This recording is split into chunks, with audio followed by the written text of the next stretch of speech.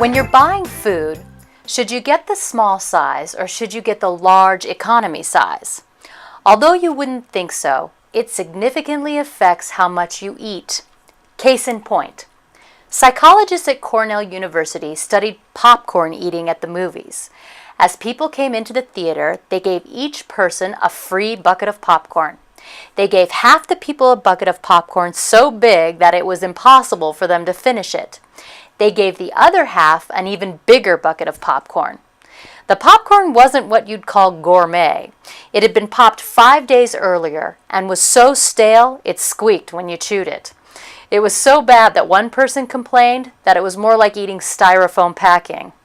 Another thing, since this was a 1 p.m. showing of the movie, some of the people had just finished lunch.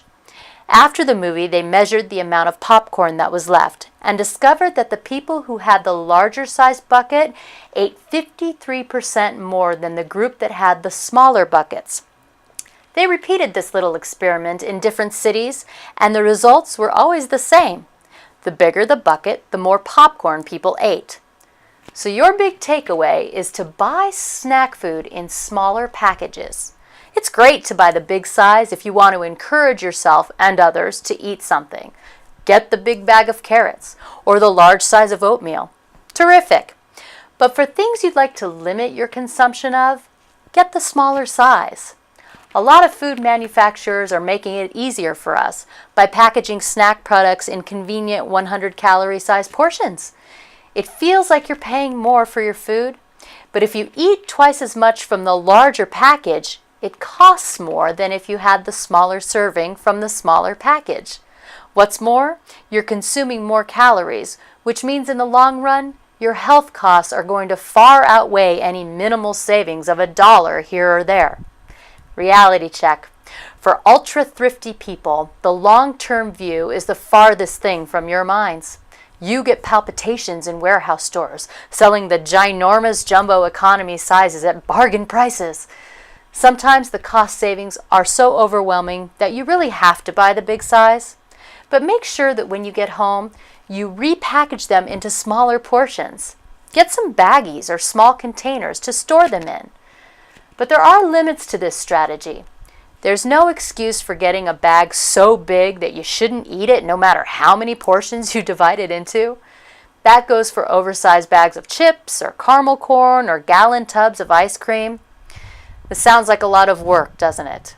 Maybe you think by just knowing this bit of information, you'll be able to compensate for this effect and eat smaller portions. Doesn't work that way.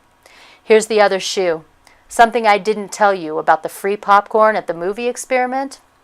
At the end of the movie, the researchers told the moviegoers who got the big buckets that the average person will eat more popcorn if it is in a big bucket. The researchers asked if the moviegoers thought they were influenced by the size of their bucket. Most of them said no. They said things like that don't trick me, or I'm pretty good at knowing when I'm full. And yet the cold, hard data showed that they didn't have a clue. Even experiments done on these researchers showed the same results. Unconscious cues telling the research scientists how much to eat fooled them into eating more. So now that you know that you will eat less if you put your food in smaller containers, go and do it. You may be wondering why people ate any stale popcorn. And why did people who had just finished lunch eat this crappy popcorn? The answer is that they had an association that linked eating popcorn to the movies. I go to the movies. I eat popcorn. That association can overwhelm the fact that I'm not hungry and that the popcorn is lousy. And that's why it's so important for you to develop healthy associations rather than accepting the ones provided by the people selling you food. Your assignment. You have a decision to make. If you're going to commit to buying the single size of snack foods, add a food policy to your list that says so.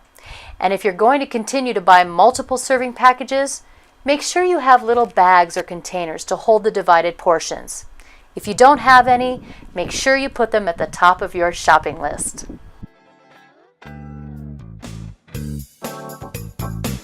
The right plate and time.